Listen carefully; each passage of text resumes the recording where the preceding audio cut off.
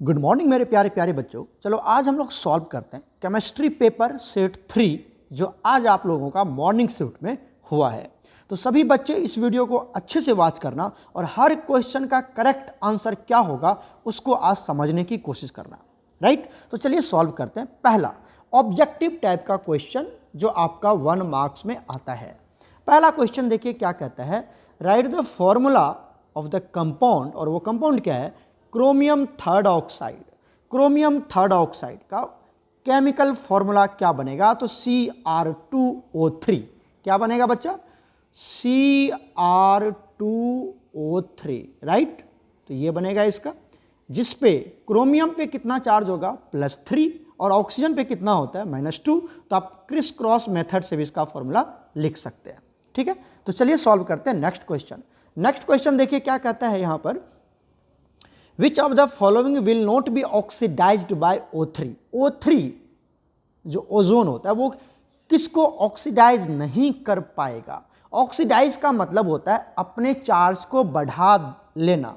किसको? जिसको ऑक्सीडाइज करेगा वो अपनी चार्ज बढ़ा लेगा, वो अपनी चार्ज बढ़ा लेगा। अब देखिए आपको पता है यहां पर Ki है, तो Ki मतलब I पे कितना चार्ज होगा? -1।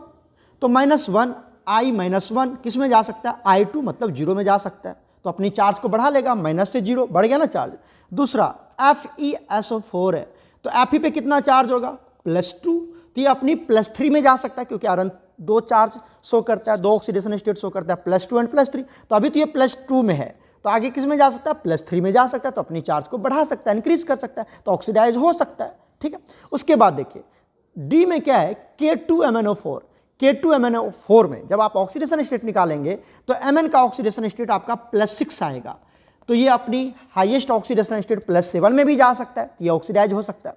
लेकिन जब आप KMnO4 देखेंगे, पोटासियम परमैंगनेट देखेंगे, यहां पर Mn पे कितना चार्ज आएगा? +7 आएगा। आप निकाल के चेक कर लेना, +7 आएगा। +7 Mn का हाईएस्ट ऑक्सीडेशन स्टेट होता है, इससे वो आगे अपने आप को इंक्रीज नहीं कर सकता है, मतलब ये ऑक्सीडाइज नहीं हो सकता है।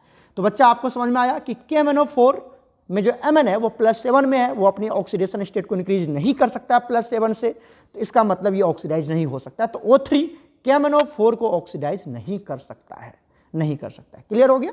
तो करेक्ट आंसर क्या होगा बच्चा? KMnO4 हो जाएगा, सी ऑप्शन। क्लियर है? चलते हैं नेक्स्ट क्वेश्चन पर।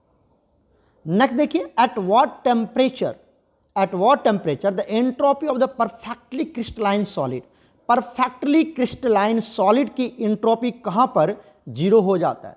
तो आपको ये पता होनी चाहिए, थर्ड लॉ ऑफ थर्मोडायनामिक्स में पढ़ते हैं हम लोग। यहां पर एट एब्सोल्यूट 0 टेम्परेचर, जिसको हम 0 केल्विन भी बोल सकते हैं, एट एब्सोल्यूट 0 टेम्परेचर पर किसी भी परफेक्टली क्रिस्टलाइन सॉलिड के बीच का जो एंट्रोपी होता है, मतलब जो मॉलिक्यूलर एंट्रोपी रैंडमनेस होती है वो 0 हो जाता है। वहां पर एंट्रोपी 0 हो जाता है। उस क्रिस्टलाइन सॉलिड की जो मॉलिक्यूल है, पार्टिकल्स है, वो वाइब्रेट नहीं करता है, बिल्कुल उसके बीच का जो डिस्टेंस होता है, इंटरमॉलिक्यूलर स्पेस होता है, वो 0 हो जाता है। राइट, तो ये बात आपको याद रखनी है, एट एब्सोल्यूट 0 टेम्परेचर या 0 केल्विन भी आप लिख सकते हैं। तो चलिए नेक्स्ट क्वेश्चन हम लोग देखते हैं। Name the 2 heterocyclic aromatic compound. Heterocyclic aromatic compound किसको बोलते हैं? देखो, हेट्रो मतलब कहीं पर आप जानते होंगे कि जो बेंजीन है वहां पर क्या होता है, हमारा हर जगह कार्बन होता है, हर जगह क्या होता है? कार्बन होता है। इस तरह से आप दिखा सकते हैं, बेंजीन में हर जगह क्या होता है? कार्बन। और अगर कहीं पर आपने बीच में क्या लगा दिया, बीच में अगर आपने नाइट्रोजन लगा दिया, तो इसको बोलते हैं हम हेट्रोसाइक्लिक, क्योंकि अगर कार्बन ही होता तो होमोसाइक्लिक हो जाता। और हेट्रो मतलब अलग अलग एटम यहां पर आप पुट कर रहे हैं, कहीं पर कार्बन आ रहा है, कहीं नाइट्रोजन आ रहा है, तो इसको बोलते हैं हम हेट्रोसाइक्लिक एरोमेटिक कंपाउंड। क्लियर हो गया? जहां पर अलग अलग एटम्स रिंग के अंदर आ जाए। यहां पर एग्जाम्पल क्या होगा? फ्यूरान दे सकते हैं, पैरिडीन दे सकते हैं, ठीक है, उसके बाद पैरिमिडीन भी दे सकते हैं, बहुत सारे ऑप्शंस होते हैं, आप वो यहां पर लिख सकते हैं। चलिए नेक्स्ट क्वेश्चन चेक करते हैं। नेक्स्ट क्वेश्चन देखिए, right the IUPAC nomenclature. IUPAC name लिखना है CH3CHOH, ये देख रहे हैं आप, इस तरह से ये कंपाउंड दिया हुआ है। तो आपको यहां पर पता होनी चाहिए कि जो प्रायोरिटी ऑर्डर होता है वो किसका होता है? कार्बोक्सिलिक एसिड का होता है। तो यहां पर नंबरिंग करेंगे 1 2 3 और ये 4, और ये बन जाएगा सब्स्टिट्यूएंट, ये बन जाएगा आपका सब्स्टिट्यूएंट, राइट। और जब OH सब्स्टिट्यूएंट बन जाए तो इसको बोलते हैं हाइड्रोक्सी। तो किस पोजीशन पर हाइड्रोक्सी है? 3 पोजीशन पर। तो क्या लिखेंगे? 3 हाइड्रोक्सी। क्या लिखेंगे बच्चा? 3 हाइड्रोक्सी, 3 हाइड्रोक्सी। और पेरेंट्स का नाम क्या है? आप देख रहे हैं यहाँ पर पेरेंट्स का नाम है, 4 कार्बन है, 4 कार्बन है पेरेंट चेन में। तो क्या बोलेंगे इसको? 4 कार्बन के लिए ब्यूट बोलते हैं, तो क्या बोलेंगे? ब्यूटेनोइक एसिड या ब्यूटेन 1 ओइक एसिड भी बोल सकते हैं, राइट। बहुत ईजी है, आप आराम से कर सकते हैं। उसके बाद देखिए बहुत ईजी क्वेश्चन क्या दिया हुआ है, the method use to separate the volatile solid from the non volatile solid. आपको वोलाटाइल सॉलिड लेना है, नॉन वोलाटाइल सॉलिड लेना है ना। इसको कैसे अलग अलग किया जाएगा? तो इसको सब्लिमेशन प्रोसेस से अलग किया जाता है। सब्लिमेशन प्रोसेस क्या होता है? जहां पर आप सॉलिड को हीट करते हैं तो वो सॉलिड डायरेक्ट किस में कन्वर्ट हो जाता है? गैसेस स्टेट में कन्वर्ट हो जाता है। जैसे आप जानते होंगे कैम्फर की बात करते हैं, कैम्फर एक सॉलिड है, उसको आप शुगर में मिला दो या नमक में मिला दो तो नमक भी एक सॉलिड है और कैम्फर भी एक सॉलिड है। तो इस दोनों के मिक्सर को जब आप हीट करेंगे, तो जब कैम्फर को हीट करेंगे मतलब उस मिक्सर को हीट करेंगे तो कैम्फर डायरेक्टली कन्वर्ट हो जाएगा गैस में और नीचे आपका सॉल्ट या जो भी शुगर है वो बचा रह जाएगा और कैम्फर सेपरेट हो जाएगा, राइट। तो दिस इज कॉल्ड सब्लिमेशन। चलिए नेक्स्ट क्वेश्चन देखते हैं। नेक्स्ट क्वेश्चन देखिए, benzene reacts with concentrated H2SO4। Concentrated H2SO4 के साथ जब बेंजीन की रिएक्शन करवाएंगे तो अटैकिंग रिएजेंट क्या होगा? अटैकिंग रिएजेंट मतलब इलेक्ट्रोफाइल है ना। तो इलेक्ट्रोफाइल कौन बनेगा? यहां पर करेक्ट ऑप्शन हो जाएगा SO3। SO3 ये एक इलेक्ट्रोफाइल है, इलेक्ट्रॉन डेफिशिएंट स्पीशीज है, तो ये बन जाएगा इलेक्ट्रोफाइल। क्लियर है। नेक्स्ट आता है what is oxidising agent. Oxidising agent क्या होता है? तो ऑक्सीडाइजिंग एजेंट तो आपको पता ही है। ऑक्सीडाइजिंग एजेंट क्या होता है बच्चा? दो सब्सटेंस और reactant molecules which oxidises the others but get reduced itself, उसको ऑक्सीडाइजिंग एजेंट बोलते हैं। और यहां पर एक आप एग्जांपल भी दे सकते हो, दैट इज KMnO4, या आप क्या दे सकते हो? K2Cr2O7, ठीक है। तो ये सब एग्जांपल आप दे सकते हैं, राइट। चलिए नेक्स्ट क्वेश्चन देखिए क्या होता है, what is the value of delta S for an adiabatic process. Adiabatic process के लिए डेल्टा एस का वैल्यू क्या होगा? आपको पता है कि डेल्टा एस मतलब एंट्रोपी का फॉर्मूला क्या होता है? Delta Q upon T। और यहां पर आइडियाबैटिक प्रोसेस है, कौन सा प्रोसेस है जरा सोचिए? आइडियाबैटिक प्रोसेस। तो आइडियाबैटिक प्रोसेस में डेल्टा Q या Q की वैल्यू क्या हो जाता है? 0 हो जाता है। तो 0 अपॉन T मतलब 0 ही होगा, तो डेल्टा एस का वैल्यू क्या हो जाएगा? 0 हो जाएगा। तो बच्चे ने सही आंसर लिखा, राइट। क्लियर है। चलते हैं नेक्स्ट क्वेश्चन। नेक्स्ट क्वेश्चन देखिए, the hybridisation of sulphur in SF6। SF6 में सल्फर की हाइब्रिडाइजेशन क्या होगी? तो सल्फर ग्रुप 16 के एलिमेंट्स है, तो इसके पास 6 वैलेंस इलेक्ट्रॉन होंगे। कितने होंगे वैलेंस इलेक्ट्रॉन? 6 वैलेंस इलेक्ट्रॉन होंगे। फ्लोरीन इसके साथ अटैच कर देना आपको, तो सब जगह क्या अटैच कर देना आपको? फ्लोरीन अटैच कर देंगे, राइट। सब जगह आपको फ्लोरीन अटैच कर देना। तो इसके पास सिर्फ सिग्मा बॉन्ड होते हैं। क्या होता है? सिर्फ सिग्मा बॉन्ड होता है, सिग्मा बॉन्ड ही होता है, कोई लोन पेयर नहीं प्रेजेंट होता है। तो यहां पर 6 इलेक्ट्रॉन है वैलेंस इलेक्ट्रॉन और 6 सब्स्टिट्यूट मतलब फ्लोरीन भी ऐड किया, तो कोई लोन पेयर इसके पास प्रेजेंट नहीं है। और आपको पता है कि जब हम हाइब्रिडाइजेशन निकालते हैं तो हाइब्रिडाइजेशन क्या होता है? Number of sigma bond plus number of lone pair, number of sigma bond plus number of lone pair, number of lone pair है ना, नंबर ऑफ लोन पेयर। तो लोन पेयर क्या है? 0 है। तो नंबर ऑफ सिग्मा बॉन्ड कितना है? जहां पर सिंगल बॉन्ड है वो सिग्मा बॉन्ड है, तो 6 सिग्मा बॉन्ड है। और 6 के लिए 6 सिग्मा बॉन्ड कितना है बच्चा? यहां पर 6 है। और 6 के लिए क्या बनेगा बताओ? S तो 1 हो गया, P3D2 तो क्या बनेगा? sp3d2। बच्चे ने सही लिखा है, तो sp3d2 मतलब option C is correct, option C is correct. Clear है। चलते हैं नेक्स्ट क्वेश्चन। नेक्स्ट क्वेश्चन देखिए, very short answer type question जो 2 मार्क्स कैरी करता है। इसमें पहला क्वेश्चन क्या कहता है? Calculate the wavelength. आपको वेवलेंथ कैलकुलेट करना है। एक रॉकेट जो 1000 kg का है और वो मूव कर रहा है with the velocity of 300 kilometre per hour, ठीक है। और यहां पर h का वैल्यू मतलब प्लांक्स कांस्टेंट का वैल्यू आपको दिया हुआ है 6.6 × 10⁻⁻34, ठीक है। ये वैल्यू दिया हुआ है। सबसे पहले देखिए, सबसे पहले हम लिखते हैं गिवन क्या दिया हमारे पास? मास 1000 kg। तो ऐसा यूनिट में kg होता है, तो इसको ऐसे ही रहने दीजिए। उसके बाद वेलोसिटी दिया हुआ है इसका 300 किलोमीटर पर आवर। देख रहे हैं आप, 300 किलोमीटर पर आवर। तो इसको आप मीटर पर सेकंड में कन्वर्ट कर लीजिए, क्योंकि ऐसा यूनिट मीटर पर सेकंड होता है। तो आप तो डायरेक्ट 5/18 से मल्टीप्लाई कर लो, या फिर इसको आप क्या कर सकते हो? 3000 इंटू किलोमीटर है ना, तो 1000 से मल्टीप्लाई कर दो।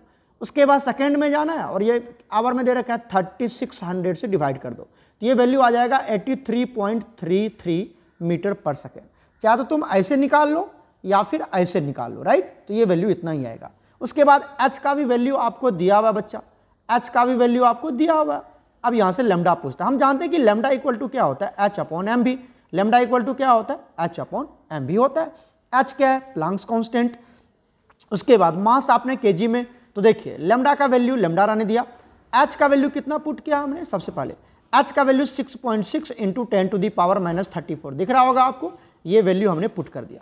उसके बाद हमने पुट किया यहाँ पर मास, क्योंकि m भी होता है, m का वैल्यू पुट करना, तो m क्या है 1000 kg, तो kg रहने देंगे। उसके बाद v क्या है आपका, वेलोसिटी। v क्या बच्चा, वेलोसिटी। तो वेलोसिटी की वैल्यू कितनी है 83.33, ठीक है। जब इसको आप सॉल्व करेंगे तो ये बच्चे ने सॉल्व कर रखा है यहाँ पर, ये आंसर आ जाएगा 7.95 इंटू 10⁻39 और लैम्डा है तो मीटर, वेवलेंथ है तो मीटर में, लेंथ है तो मीटर में आएगा। क्लियर है, ये इस तरह से सॉल्व कर लेना। आप एक बार देख लो कैसे सॉल्व किया गया, फॉर्मूला बेस्ड क्वेश्चन है, आप आराम से सॉल्व कर सकते हैं, ठीक है। चलते हैं नेक्स्ट क्वेश्चन पर। नेक्स्ट क्वेश्चन देखिए, क्वेश्चन नंबर 3 क्या कहता है, what do you understand by iso electronic species. Iso electronic species क्या होता है, तो आइसो इलेक्ट्रॉनिक स्पीसीज किसको बोलते हैं, ऐसा स्पीसीज चाहे वो एटम हो, मॉलिक्यूल हो, आयन हो, जिसके पास सेम नंबर ऑफ इलेक्ट्रॉन है, इक्वल नंबर ऑफ इलेक्ट्रॉन हो, उसको आइसो इलेक्ट्रॉनिक स्पीसीज बोलते हैं। जैसे बच्चे ने CO2 और N2O का एग्जांपल दिया जिसमें 22 इलेक्ट्रॉन है, ठीक है, तो ये आइसो इलेक्ट्रॉनिक स्पीसीज या मॉलिक्यूल है। उसके बाद नेक्स्ट क्वेश्चन कहता है, name the species that will be iso electronic with each of the following. कहता है वो सारे स्पीसीज का नाम बताइए जो गिवन स्पीसीज का आइसो इलेक्ट्रॉनिक हो। जैसे आपको दे रखा है फ्लोरीन, बताइए फ्लोरीन, फ्लोरीन का एटॉमिक नंबर होता है कितना, 9 होता है, 9 सॉरी यहाँ पर होता है बच्चा 9, तो फ्लोरीन का होता है 9। तो बताओ इसका आइसो इलेक्ट्रॉनिक स्पीसीज कौन बनेगा। जैसे आप ले लो सोडियम कितना होता है, जैसे आप ले लीजिए नियोन, जैसे ये है ना, तो आप यहाँ पे दे सकते हैं, यहाँ पर मुझे लग रहा है ये F नहीं होगा, F माइनस होगा। क्या होगा बच्चा, F माइनस, यहाँ पे करेक्ट कर लेना, हो सकता है प्रिंट मिस्टेक्स हो, F माइनस होगा, ठीक है। F माइनस, फ्लोरीन का एटॉमिक नंबर कितना होता है, 9 होता है, और माइनस मतलब 1 इलेक्ट्रॉन लिया है तो टोटल कितना हो गया, 10 इलेक्ट्रॉन हो गया, राइट। 10 इलेक्ट्रॉन के लिए आप क्या लिख सकते हैं बताइए। जैसे हमने लेते हैं सोडियम, तो सोडियम का एटॉमिक नंबर 11, आप सोडियम प्लस लिख लो, तो 11 में से 1 चला गया, प्लस है ना, तो 1 इलेक्ट्रॉन लॉस कर दें, 1 प्लस है तो 1 इलेक्ट्रॉन लॉस, कितना हो जाएगा, इसके पास भी 10 इलेक्ट्रॉन हो जाएगा, राइट। तो ये आप लिख सकते हैं, या फिर O2 माइनस भी लिख सकते हो, O-2। तो ऑक्सीजन का एटॉमिक नंबर कितना होता है 8 और 2 इलेक्ट्रॉन ले चुका है, कितना हो गया 10 इलेक्ट्रॉन। तो यहाँ पर F माइनस होगा, प्रिंट मिस्टेक्स है, F माइनस होगा, F नहीं होगा। क्लियर है यहाँ तक। अब देखिए नेक्स्ट आता है हमारे पास आर्गन। आर्गन कितना होता है 18। तो इसका आइसो इलेक्ट्रॉनिक स्पीसीज क्या लिखेंगे आप, इसमें लिख सकते हैं आप K+, क्या लिख सकते हैं K+। पोटासियम का एटॉमिक नंबर 19, तो एक चला गया 18, या फिर आप लिख सकते हैं Ca+2, राइट, ये लिख सकते हैं। उसके बाद Mg+2 है, Mg+2 का मतलब Mg का 12 होता है एटॉमिक नंबर, 2 चला गया तो 10, तो बिल्कुल यही सब लिख सकते हैं आप। क्या लिख सकते हैं बताओ, O-2 लिख सकते हैं, Na+ लिख सकते हैं, ये Mg+2 का आइसो इलेक्ट्रॉनिक स्पीसीज है। रुबिडियम, रुबिडियम का एटॉमिक नंबर होता है 37, कितना होता है 37, और +1 है तो कितना इलेक्ट्रॉन हो जाएगा इसके पास 36 हो जाएगा। तो 36 में आप क्या लिख सकते हैं, जैसे ब्रोमीन माइनस लिख सकते हैं। ब्रोमीन का एटॉमिक नंबर होता है 35, माइनस है तो 1 इलेक्ट्रॉन लिया है, मतलब कितना इलेक्ट्रॉन है इसके पास 36 है। या फिर आप इसको लिख सकते हो क्रिप्टन, क्रिप्टन का एटॉमिक नंबर कितना होता है 36। तो ये सब रुबिडियम प्लस का आइसो इलेक्ट्रॉनिक स्पीसीज है। रुबिडियम प्लस का क्या बनेगा क्रिप्टन या फिर Br-, ये सब, ठीक है। Mg का क्या बनेगा O-2 या Na+, ठीक है। उसके बाद या आप आर्गन का क्या लिख सकते हैं K+ या Ca+2, राइट। और फ्लोरीन माइनस का क्या लिख सकते हो, ये तो बता दिया Na+ और O-2, राइट। क्लियर है, आइसो इलेक्ट्रॉनिक स्पीसीज जिसमें इक्वल नंबर ऑफ इलेक्ट्रॉन होते हैं, ठीक है। चलते हैं नेक्स्ट क्वेश्चन। तो यहां जो बच्चे ने लिखा है there is no isoelectronic species in the above given followings, इसमें जो भी आपको ये बच्चे ने नहीं समझा क्वेश्चन का मतलब क्या होता है, इसने लिख दिया कि इसमें से कोई भी आइसो इलेक्ट्रॉनिक स्पीशीज नहीं है, जबकि आपको पूछा गया है कि कौन इसका आइसो इलेक्ट्रॉनिक स्पीशीज क्या होगा, वो आपको खुद से मेंशन करना है, राइट। चलते हैं नेक्स्ट क्वेश्चन पर। नेक्स्ट क्वेश्चन देखिए, क्वेश्चन नंबर 4 क्या कहता है, CH4 molecule is tetrahedral. CH4 molecule का जब ज्योमेट्री आप ड्रॉ करेंगे तो टेट्राहेड्रल होता है। बोलता है ये स्क्वायर प्लेनर क्यों नहीं होता है, ठीक है। तो यहाँ पर देखिए CH4 की बात करते हैं हम। CH4 का हाइब्रिडेशन होता है sp3, और अगर हाइब्रिडेशन sp3 होता है तो बता ज्योमेट्री क्या होता है, टेट्राहेड्रल ही तो होता है। स्क्वायर प्लेनर के लिए dsp2 होता है। अगर आपकी हाइब्रिडेशन निकल जाए, ध्यान से सुनना, अगर आपकी हाइब्रिडेशन निकल जाए dsp2, इस केस में जो ज्योमेट्री होता है वो होता है स्क्वायर प्लेनर, वो होता है स्क्वायर प्लेनर। जबकि CH4 के केस में जो हाइब्रिडेशन होता है वो sp3 होता है, और इस केस में इसकी जो ज्योमेट्री होगी वो टेट्राहेड्रल ही तो होगी। ज्योमेट्री क्या होगी, टेट्राहेड्रल होगी, और शेप भी टेट्राहेड्रल ही होगा क्योंकि इसके पास कोई लोन पेयर नहीं है। Getting my points. तो आपको याद रखना है कि ये जो ज्योमेट्री है ना, ये आपकी हाइब्रिडेशन पे भी डिपेंड करता है। अगर हाइब्रिडेशन sp3 है तो टेट्राहेड्रल, और अगर हाइब्रिडेशन dsp2 है तो स्क्वायर प्लेनर, राइट। बाकी बच्चे ने यहाँ पे बहुत अच्छे से एक्सप्लेन किया हुआ है। बॉन्ड एंगल 109 डिग्री और 28 मिनट होता है। परसेंटेज एस करेक्टर कितना होता है 25। ये टेट्राहेड्रल ज्योमेट्री, शेप भी टेट्राहेड्रल ही होगा। यहाँ पर 4 बॉन्ड्स होता है, कोई भी लोन पेयर नहीं होता है, और due to this factor CH4 is tetrahedral, not the square planar, ये सब आपको लिख देना है। और sp3 ज्योमेट्री है, सॉरी sp3 हाइब्रिडेशन है, इसीलिए इसकी ज्योमेट्री जो है वो टेट्राहेड्रल है। मेन फैक्टर ये है इसका, राइट। चलते हैं नेक्स्ट क्वेश्चन। नेक्स्ट क्वेश्चन देखिए, question number 5, define molecular mass. ये तो आराम से डिफाइन कर लोगे आप, मॉलिक्यूलर मास क्या होता है। What is the relation between vapour density and molecular mass. Vapour density और मॉलिक्यूलर मास में क्या रिलेशन होता है, ठीक है। तो मॉलिक्यूलर मास क्या होता है बच्चे ने यहाँ पर एक्सप्लेन करें, आप देख लीजिए, ये तो थ्योरेटिकल पॉइंट्स है। मॉलिक्यूल का मास निकाल देना है आपको, एक मॉलिक्यूल का मास, उसको मॉलिक्यूलर मास बोलते हैं, ठीक है। उसके बाद मॉलिक्यूलर मास और वेपर डेंसिटी में क्या रिलेशन होता है, मोलर मास बोलो या मॉलिक्यूलर मास बोलो, होता है 2 इंटू वेपर डेंसिटी। तो मॉलिक्यूलर मास, ठीक है बच्चा, या molecular mass is equal to होता है 2 इंटू वेपर डेंसिटी, राइट। तो ये आपको याद कर लेना, बहुत बार ऑब्जेक्टिव में पूछ लिया जाता है कि मोलर मास और वेपर डेंसिटी का रिलेशन क्या होता है। तो molar mass is equal to 2 into vapour density, right. चलते हैं नेक्स्ट क्वेश्चन। क्वेश्चन नंबर 6 क्या कहता है, how does modern periodic table या modern periodic law differs from Mendeleev periodic law. Modern periodic law और मेंडलीव पेरियोडिक लॉ कैसे differ करता है, तो आप बहुत अच्छे से पढ़े हैं मेंडलीव पेरियोडिक टेबल क्या होता है और मॉडर्न पेरियोडिक टेबल क्या होता है। ये पूरी कहानी यहाँ पर लिख देना है। Modern periodic law atomic number पे डिफाइन, एटॉमिक नंबर के अकॉर्डिंग बेस्ड है, और जो मेंडलीव पेरियोडिक लॉ है वो एटॉमिक मास के ऊपर बेस्ड है।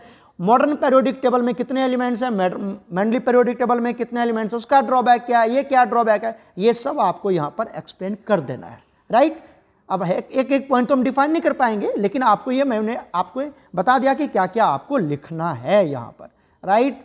कर लोगे ये सब डिफरेंस आपको, और बीच में डिफाइन जब भी करेंगे तो बिल्कुल ऐसे ही करेंगे। ये बच्चे ने देखो बिल्कुल बीच में लाइन ड्रॉ करने का और तब डिफाइन करने का। कुछ बच्चा क्या होता है, पहले मेंडलीव पेरियोडिक लॉ लिख लेगा एक ही लाइन में, फिर मॉडर्न पेरियोडिक लॉ लिख दे, ऐसे नहीं करने का बच्चा। बीच में लाइन ड्रॉ करना है, बीच में लाइन ड्रॉ करना है इस तरह से, और इधर मेंडलीव या मॉडर्न पेरियोडिक लॉ और इधर मेंडलीव पेरियोडिक लॉ, ऐसे डिफाइन करना है। This is the proper way to define the differences, okay. चलते हैं नेक्स्ट क्वेश्चन। नेक्स्ट क्वेश्चन क्या कहता है, what is an isothermal process. ये तो बहुत ही क्वेश्चन है। आइसोथर्मल प्रोसेस क्या होता है, क्वेश्चन नंबर 7।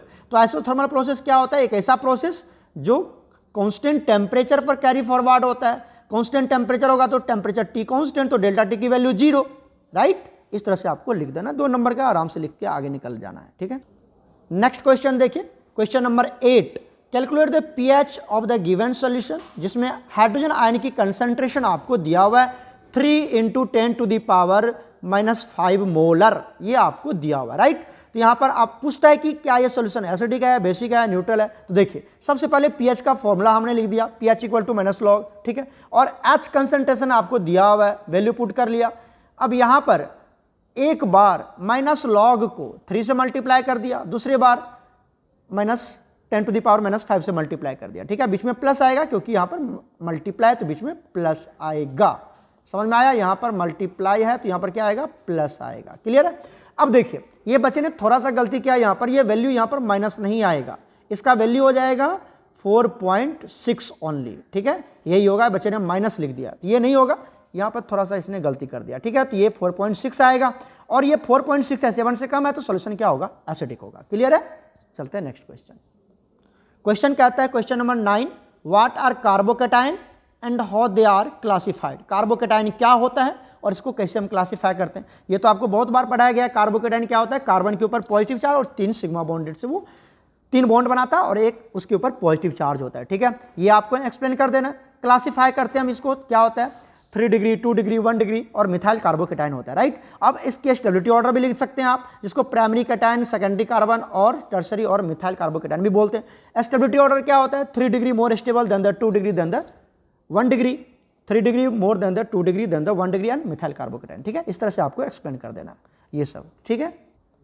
नेक्स्ट है हमारे पास question number 10, what is Markovnikov's rule, explain in the addition of HBr in propene, ठीक है। तो मार्कोनिकॉव्स रूल क्या होता है, बहुत बार पढ़ चुके हैं आप। मार्कोनिकॉव्स रूल क्या कहता है कि हाइड्रोजन वहां जाएगा डबल बॉन्डेड कार्बन के पास जिस कार्बन के पास हाइड्रोजन की नंबर ज्यादा होगी, ठीक है, तो यहाँ पर प्रोपीन के साथ HCl या HBr आपको लिखना है, इस तरह से एक्सप्लेन कर देना है, ठीक है। HBr भी ले सकते हैं क्योंकि परऑक्साइड नहीं है, तो प्रोपीन में प्रोपीन की बात करते हैं। यहाँ पे देखो ये प्रोपीन है हमारा, है ना, देख लो यहाँ पर अगर अब बात करूँ तो ये कार्बन है डबल बॉन्डेड कार्बन, यहाँ पर हाइड्रोजन ज़्यादा है फर्स्ट कार्बन पे, तो यहाँ पर हाइड्रोजन जाएगा, यहाँ पर क्या लग जाएगा, Br लग जाएगा, यहाँ पर हाइड्रोजन चला जाएगा। क्लियर है, तो यहाँ पर बच्चे ने Cl लिख दिया, अच्छा कोई बात नहीं, यहाँ पर Br लिख देना, यहाँ पर Br और यहाँ पर ये क्या बन जाएगा, CH3 बन जाएगा, right.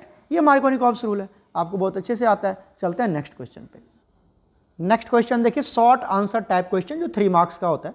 Calculate the number of moles, molecules and neutrons in 49 gram of H2SO4।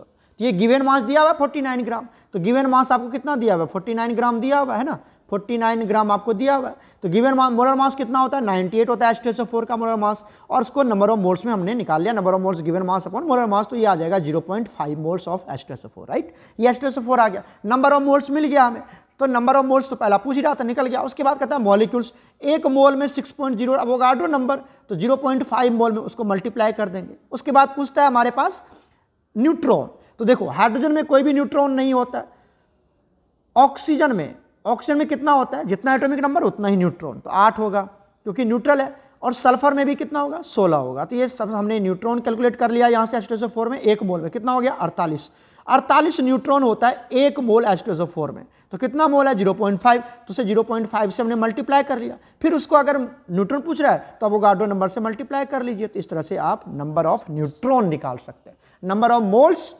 Into एक मोल का न्यूट्रॉन इनटू अवोगाड्रो नंबर, तो ये आपका न्यूट्रॉन का नंबर निकल जाएगा, राइट।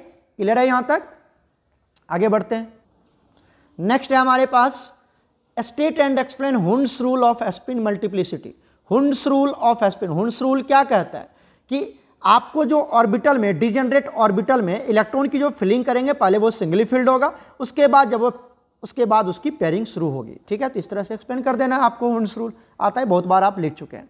नेक्स्ट क्वेश्चन आता है हमारे पास, explain covalent radius, van der Waals radius and ionic radius, मतलब ये एटॉमिक रेडियस की सारी कहानी यहाँ पर आपको लिखना है। तो कोवेलेंट रेडियस क्या होता है, ये बच्चे ने एक्सप्लेन किया, देख लो यहाँ पर covalent radius RC covalent radius, और ये इस तरह से डायग्राम भी बना के आपको दिखाना है।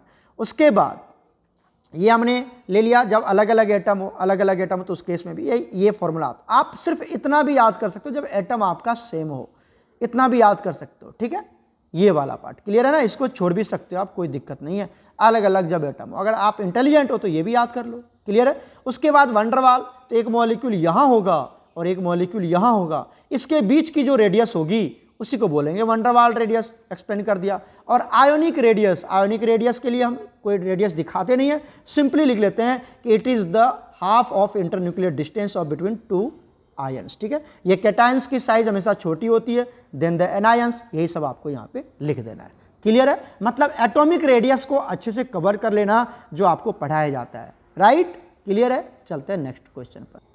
नेक्स्ट क्वेश्चन है question number 14, what is bond order, give its significance. Bond order क्या होता है आपको पता ही है, ठीक है, और इसका फॉर्मूला क्या होता है, NB - NA/2, ये नहीं निकालते हैं बॉन्ड ऑर्डर हम लोग, ठीक ठीक है। उसके बाद इसका सिग्निफिकेंस क्या होता है कि जितनी ज़्यादा बॉन्ड ऑर्डर होती है उतनी ज़्यादा उस मॉलिक्यूल की स्टेबिलिटी होती है। तो स्टेबिलिटी फाइंड आउट करने के लिए ये सब आप कितना बार आपने पेपर दे दिया बॉन्ड ऑर्डर का, अच्छे से मेंशन करना, याद करना बॉन्ड ऑर्डर का फॉर्मूला, बॉन्ड ऑर्डर कैसे निकालते हैं हम लोग। बॉन्ड ऑर्डर फ्रैक्शन में भी हो सकता है ना, इस तरह से आपको पूरा एक्सप्लेन कर देना बच्चा। Question number 15, right A short notes on Friedl-craft alkylation, Urja reaction, nitration of benzene. तो फ्राइडल-क्राफ्ट अल्काइलेशन में अल्काइल हैलाइड की एडिशन करते हैं हम लोग, RX की एडिशन करते हैं और इलेक्ट्रोफाइल R होता है। यहाँ पर R मतलब मिथाइल इथाइल कुछ भी हो सकता है, तो ये इलेक्ट्रोफाइल होता है। तो ये हमने ये ले लिया एनहाइड्रस AlCl3, आपको ये पता ही होगा, ठीक है। फ्राइडल-क्राफ्ट अल्काइलेशन है। उर्ज रिएक्शन में क्या होता है, सिमेट्रिकल अल्केन का फॉर्मेशन होता है। यहाँ पर रिएक्शन करवाते हैं sodium in the presence of dry ether, symmetrical alkane का फॉर्मेशन हो जाता है उर्ज रिएक्शन, राइट। उसके बाद आता है नाइट्रेशन ऑफ बेंजीन। यहाँ पर क्या लेते हैं हम लोग, कंसंट्रेटेड HNO3 लेते हैं। क्या लेते हैं, कंसंट्रेटेड HNO3। नाइट्रेशन है ना बच्चा, इसने थोड़ा सा गलत लिख दिया यहाँ पर, अच्छा एक सेकंड रुकना। नाइट्रेशन ऑफ कंसंट्रेटेड HNO3 और कंसंट्रेटेड H2O, वेरी गुड, सही है। तो यहाँ पर ये ले लिया। यहाँ पर जो इलेक्ट्रोफाइल बनता है वो NO2+ बनता है और यहाँ पर बेंजीन के साथ अटैच कर देना, नाइट्रोबेंजीन का फॉर्मेशन हो जाता है, राइट। क्लियर है, चलते हैं नेक्स्ट क्वेश्चन पर। नेक्स्ट क्वेश्चन है हमारे पास, write the differences between electrophile and nucleophile. Electrophile और न्यूक्लियोफाइल में क्या डिफरेंस होता है, ये तो आपको बहुत ही अच्छे तरीके से पढ़ाया गया। इलेक्ट्रॉन डेफिशिएंट को इलेक्ट्रोफाइल बोलते हैं, इलेक्ट्रॉन रिच स्पीसीज को न्यूक्लियोफाइल बोलते हैं। और इलेक्ट्रोफाइल कहाँ अटैक करता है, इलेक्ट्रॉन रिच सेंटर पर, और न्यूक्लियोफाइल कहाँ अटैक करता है, इलेक्ट्रॉन डेफिशिएंट सेंटर पर। और उसका एक एक एग्जाम्पल भी आपको दे देना है, राइट। चलते हैं नेक्स्ट क्वेश्चन। नेक्स्ट क्वेश्चन देखिए, question number 17। Question number 17, calculate the pH of the resultant mixture.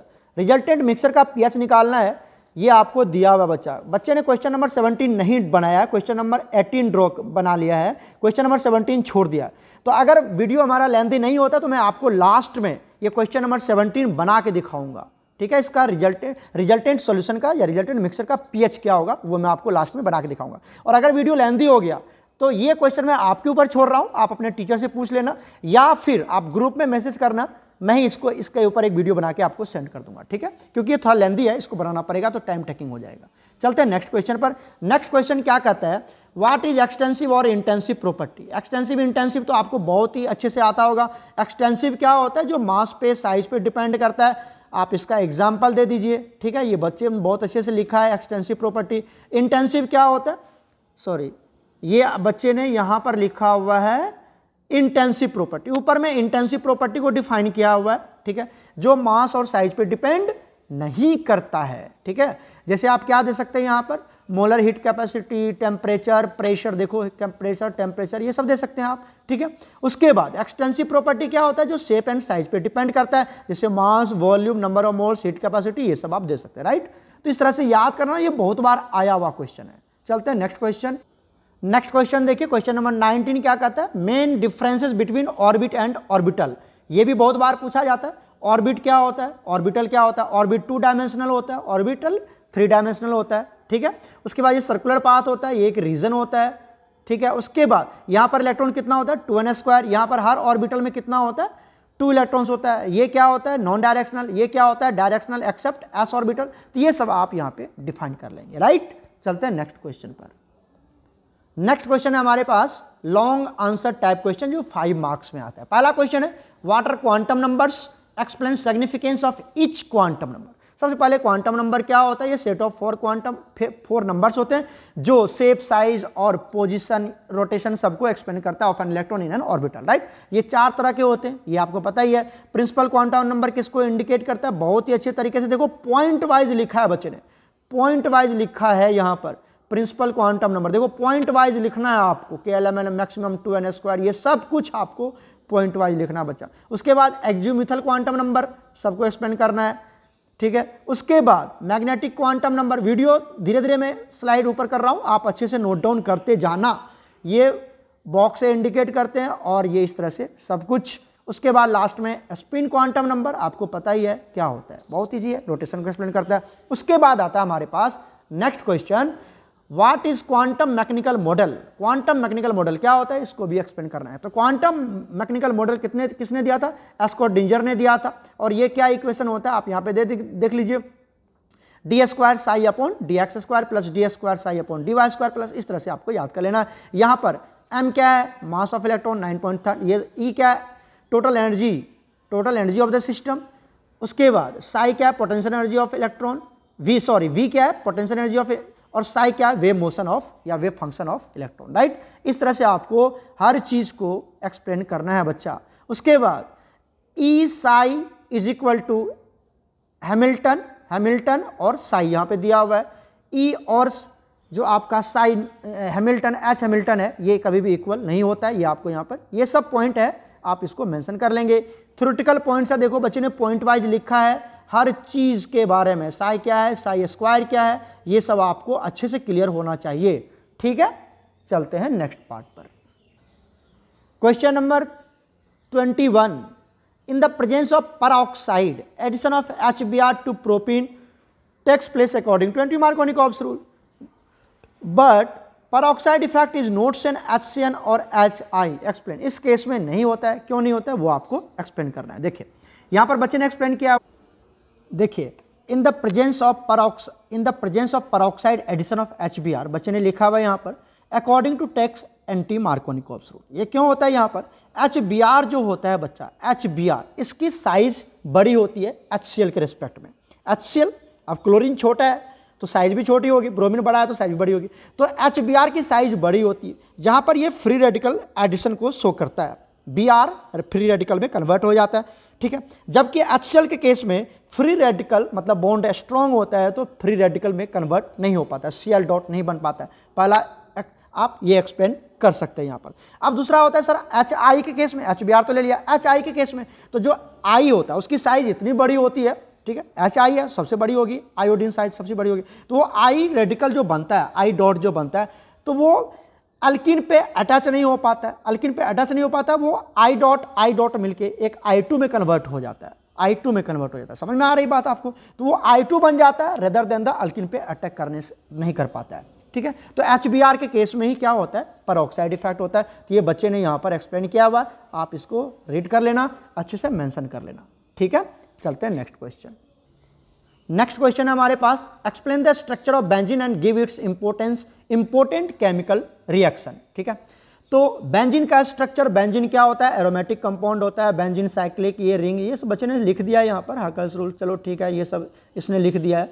अब बेंजीन का स्ट्रक्चर भी ड्रॉ करना था, इस बच्चे ने बेंजीन का स्ट्रक्चर ड्रॉ नहीं किया, तो आप यहाँ पर बेंजीन का स्ट्रक्चर भी ड्रॉ कर देना बच्चा, राइट, इस तरह से कर लोगे, इस तरह से बेंजीन का स्ट्रक्चर भी ड्रॉ कर लेना है, राइट। और अल्टरनेट डबल बॉन्ड, या इस तरह से नहीं आता है तो आप इस तरह से भी लिख सकते हैं यहाँ पर, इस तरह से, और सब जगह क्या लगा देना है, H लगा देना है, राइट, कर लोगे। तो ये बेंजीन का स्ट्रक्चर आपको ड्रॉ करना है। उसके बाद इसका इंपॉर्टेंट केमिकल रिएक्शन क्या होता है, तो बेंजीन कौन सा इंपॉर्टेंट रिएक्शन शो करता है, तो बेंजीन सब्स्टिट्यूशन रिएक्शन करता है, और सबसे अच्छा ये इलेक्ट्रोफिलिक सब्स्टिट्यूशन रिएक्शन शो करता है, क्योंकि बेंजीन एक इलेक्ट्रॉन रिच स्पीसीज है, और इलेक्ट्रॉन रिच स्पीसीज पे कौन अटैक करेगा, इलेक्ट्रोफाइल, मतलब ये इलेक्ट्रोफिलिक सब्स्टिट्यूशन रिएक्शन शो करेगा, मतलब ये इलेक्ट्रोफिलिक सब्स्टिट्यूशन रिएक्शन शो करेगा।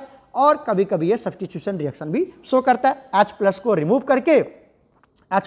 करके कोई दूसरा जो सब्स्टिट्यूएंट होता है वो जाके अटैच हो जाता है, तो इसको सब्स्टिट्यूशन रिएक्शन भी कहते हैं हम लोग, ठीक है। तो ये शो करता है ये, चलिए आप लिख देंगे यहाँ पर। उसके बाद बच्चे ने शायद यहाँ पर एग्जाम्पल भी लिखा है, देखो एग्जाम्पल भी लिखा है यहाँ पर, जैसे halogenation of benzene chemical reaction में इन्हें दिखा भी दिया है कि हेलोजिनेशन ऑफ बेंजीन का मतलब इलेक्ट्रोफिलिक सब्स्टिट्यूशन रिएक्शन करवा रहे हैं। इलेक्ट्रोफाइल में क्या होगा, Cl+, Br+, I+, और यहाँ पर कैटलिस्ट एनहाइड्रस Cl3, बहुत अच्छा बच्चा ने यहाँ एक्सप्लेन किया हुआ है। दूसरा नाइट्रेशन भी यहाँ पर एक्सप्लेन किया, पूरा डिटेल करें बच्चे ने। उसके बाद सल्फोनेशन को भी यहाँ पर रिप्रेजेंट किया हुआ है, बेंजीन सल्फोनिक एसिड का फॉर्मेशन हो जाता है, फ्राइडल क्राफ्ट रिएक्शन भी बहुत अच्छे से एक्सप्लेन किया बच्चा ने यहाँ पर।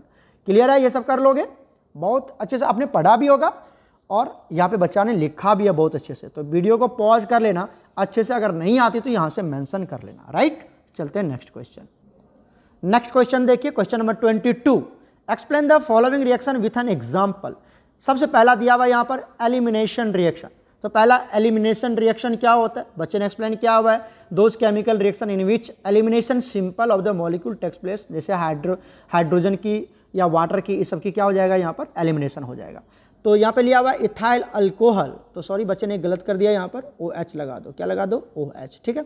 ये आपका इथाइल अल्कोहल है, और इथाइल अल्कोहल से एलिमिनेशन करवानी है ना, मतलब एलिमिनेशन रिएक्शन आपने पढ़ा होगा, एलिमिनेशन दो तरह के होते हैं, E1 E2 है, होता है ना, तो ये दो तरह के होते हैं। तो यहाँ पर H प्लस और 440 केल्विन, अगर इतना याद नहीं भी रहता है तो आप समझिए, अगर मैं यहाँ पर अल्कोहल से वाटर की रिमूव कर दूँ, मतलब ये OH और यहाँ से ये H दोनों को रिमूव कर दिया, तो क्या बन गया, यहाँ से वाटर रिमूव हो गया, और इसके बीच में क्या बन जाएगा, अब देखिए इसके बीच में क्या बनेगा, ध्यान से देखो, इसके बीच में बन जाएगा डबल बॉन्ड, ये आ जाएगा अल्कीन का फॉर्मेशन होता है, किसका होता है, अल्कीन का, और इसको हम लोग कहते हैं अल्कोहलिक KOH। आप इसमें ऐड कर दीजिए, क्या ऐड कर दीजिए, alcoholic KOH।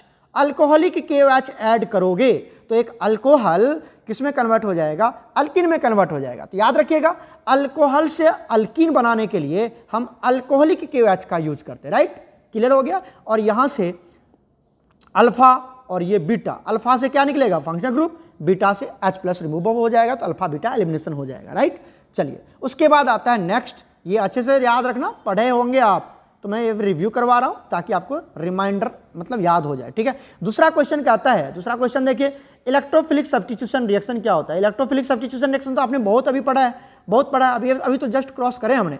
Electrophilic substitution reaction क्या होता है, इलेक्ट्रोफाइल अटैक करेगा और वहां से एक ओल्ड इलेक्ट्रोफाइल को रिमूव कर देगा। यहाँ पर हेलोजिनेशन, उसके बाद नाइट्रेशन दे सकते हैं, क्या ये क्या लिखा है, नाइट्रेशन में N2 नहीं होगा बच्चा, ये गलत लिख दिया, N2 नहीं होगा, यहाँ पर सिर्फ बेंजीन लेना है, और क्या होगा, यहाँ पर जो इलेक्ट्रोफाइल बनता है वो क्या बनता है, NO2 प्लस बनता है, NO2 प्लस बनता है, और ये नाइट्रोबेंजीन का फॉर्मेशन होता है, राइट। इस तरह से क्लियर है, यहाँ तक कर लोगे। चलो उसके बाद आता है हमारे पास न्यूक्लियोफिलिक सब्स्टिट्यूशन रिएक्शन। आइए न्यूक्लियोफिलिक सब्स्टिट्यूशन रिएक्शन की बात करते हैं। तो न्यूक्लियोफिलिक में क्या होता है कि स्ट्रॉन्ग न्यूक्लियोफाइल अटैक करता है और वीक न्यूक्लियोफाइल को रिमूव कर देता है। स्ट्रॉन्ग न्यूक्लियोफाइल अटैक करेगा और वीक न्यूक्लियोफाइल को रिमूव कर देगा, that is nucleophilic substitution reaction. जैसे यहाँ पर देखिए Cl, ये आपका वीक न्यूक्लियोफाइल है, क्या ये वीक न्यूक्लियोफाइल है, और यहाँ पर लेना है एक्वस KOH। क्या लेते हैं हम लोग, देखो एलिमिनेशन में लेते हैं अल्कोहलिक KOH और न्यूक्लियोफिलिक सब्स्टिट्यूशन में लेते हैं हम लोग एक्वस KOH। तो यहां पर याद रखिएगा एक्वस, अल्कोहलिक नहीं, एक्वस। न्यूक्लियोफिलिक में ये देखो, यहां पर मैं लिख देता हूं, ये जो न्यूक्लियोफिलिक है, यहां पर आपको स्ट्रॉन्ग न्यूक्लियोफाइल लेना होता है, दैट इज आप क्या ले सकते हैं, जनरल याद रखिएगा, 12th में भी आपको देखने को मिलेगा, एक्वस KOH ले लेते हैं, राइट। और ये जो आपको एलिमिनेशन रिएक्शन दिख रहा है, यहां पर ले लेते हैं हम alcoholic KOH, alcoholic KOH, clear हो गया। यहां से एलिमिनेशन में क्या फॉर्मेशन होता है, एलिमिनेशन में अल्कोहल को किस में कन्वर्ट किया जाता है, अल्कीन में कन्वर्ट किया जाता है, अल्कीन में। और न्यूक्लियोफिलिक में क्या क्या किया जाता है बच्चा, यहां पर जो अल्काइल हैलाइड है, अल्काइल हैलाइड है, क्या हमारे पास अल्काइल हैलाइड, अल्काइल हैलाइड, इससे क्या बनाया जाता है, अल्कोहल। और भी बहुत रिएक्शंस होते हैं बट एक सिंपल सा अभी समझा रहा हूं, अल्कोहल बनाया जाता है। तो अल्काइल हैलाइड से अल्कोहल का फॉर्मेशन हो जाता है, क्लियर हो गया, क्लियर हो गया। और ये जो आप यहां पर OH देख रहे हैं, ये OH ये स्ट्रॉन्ग न्यूक्लियोफाइल है, ये OH क्या है, OH माइनस एक स्ट्रॉन्ग न्यूक्लियोफाइल की तरह बिहेव करता है, और यहां पर Cl माइनस, ये जो Cl माइनस है ये वीक न्यूक्लियोफाइल की तरह बिहेव करता है, राइट। कर लोगे यहां तक। नेक्स्ट आता है हमारे पास बच्चा, ये तो बहुत ईजी है, आपने पढ़ा भी होगा, सबसे ईजी यही है इस आज के लेक्चर में। फंक्शनल ग्रुप क्या होता है, फंक्शनल ग्रुप ऑफ अल्कोहल और कार्बोक्सिलिक एसिड क्या होता है, बच्चा वाला क्वेश्चन। होमोलोगस सीरीज आपने 10th क्लास में पढ़ा होगा, कैरेक्टरिस्टिक्स ऑफ होमोलोगस सीरीज, तो मैं छोड़ देता हूं, यू विल डू योरसेल्फ, बहुत इजी है। वीडियो हमारा 40 मिनट के आसपास पहुंचने वाला है, तो मैं यहीं पे छोड़ता हूं। एक क्वेश्चन जो 17 नंबर का क्वेश्चन था पीएच कैलकुलेट करने के लिए, ये मैं आपके ऊपर छोड़ता हूं, you will do yourself, otherwise आप अपने टीचर से पूछेंगे, आपके जो भी रेस्पेक्टिव सर हैं उनसे पूछ लेना, ठीक है। ये मैं क्वेश्चन आपके ऊपर छोड़ रहा हूं क्योंकि वीडियो थोड़ा लेंदी हो रहा है। ओके बच्चा, गॉड ब्लेस यू ऑल, आप लोग अच्छे से कवर करें और बोर्ड पेपर के लिए पूरा अच्छे से प्रिपेयर हो जाओ। Okay, God bless you all प्यारे बच्चों।